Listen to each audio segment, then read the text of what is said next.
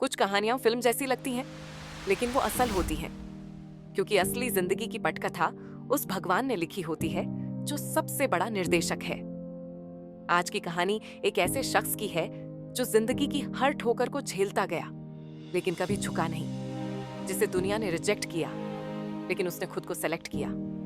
नाम है Sylvester Stallone. एक ऐसा नाम जो आज एक्शन फिल्मों का पर्याय है, लेकिन उससे पहले वो सिर्फ एक स्ट्रगलर था, एक भूखा कलाकार, एक सपना देखने वाला इंसान जिसे किसी ने भी सीरियसली नहीं लिया। आइए जानते हैं उस आदमी की कहानी जिसने जिंदगी की सबसे कठिन लड़ाई अकेले लड़ी और जीती।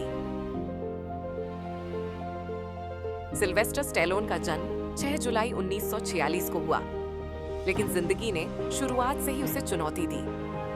डॉक्टर की एक सर्जरी में गलती हो गई और उनके चेहरे की एक साइड पैरालाइज हो गई, जिसका असर उनके बोलने के अंदाज और चेहरे की बनावट पर हुआ। बचपन में दूसरे बच्चे उनका मजाक उड़ाते थे, ये लड़का ठीक से बोल भी नहीं सकता। स्कूल में भी उन्हें कमजोर और बेवकूफ कहा जाता था। उनके माता पिता का रिश्ता भी ठीक नहीं था, लड़ाई झगड़े, डिवोर्स और फिर माँ बाप की बेरुखी।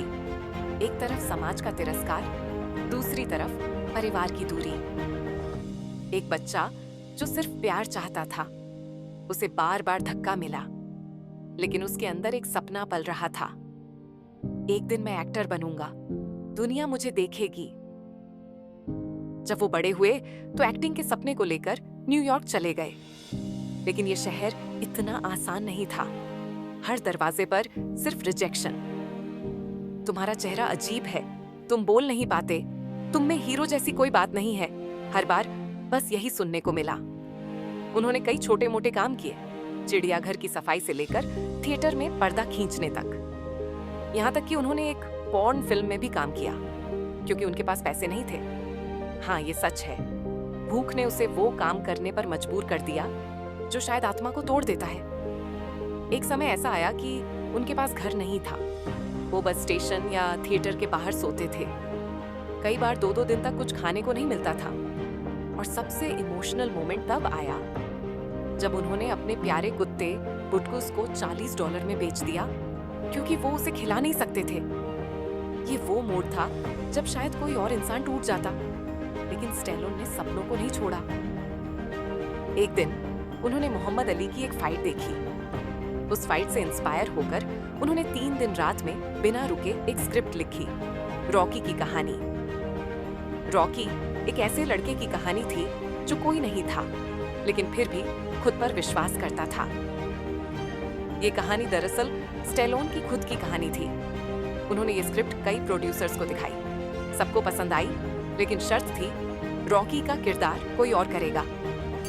स्टेलोन ने कहा, नहीं, या तो मैं खुद रॉकी बनूंगा या ये फिल्म नहीं बनेगी।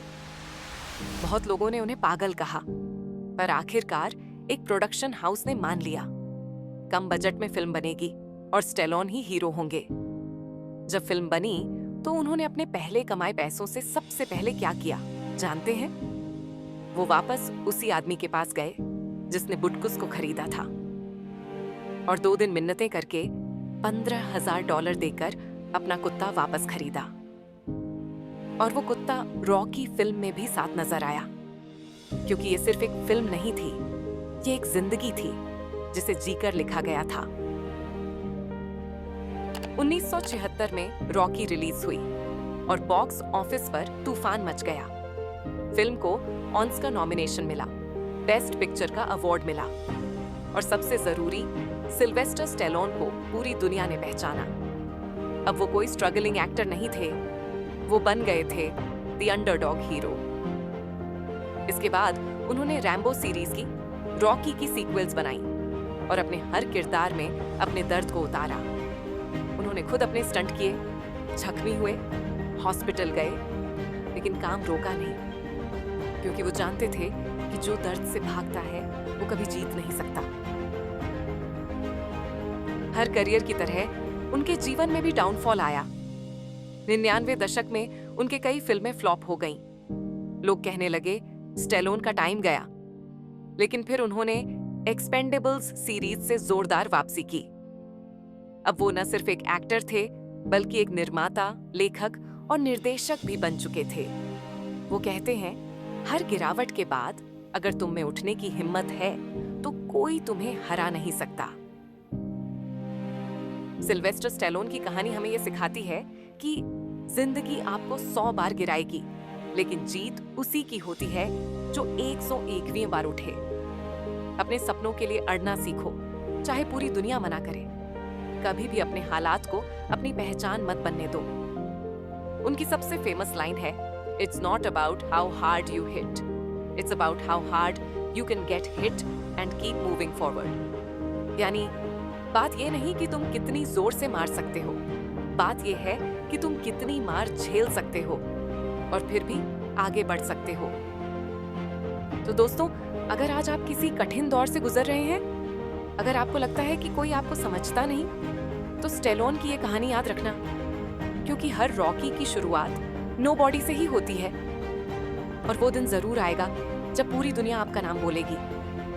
अगर आपको ये वीडियो प्रेरणादायक लगी तो इसे लाइक करें, शेयर करें और कमेंट में बताएं आपने अपने जीवन की सबसे बड़ी लड़ाई कब लड़ी। और याद रखिए, हीरो बनने के लिए स्क्रीन पर नहीं, जिंदगी में लड़ना पड़ता है। मैं मनिका फिर मिलूंगी एक नई कहानी लेकर।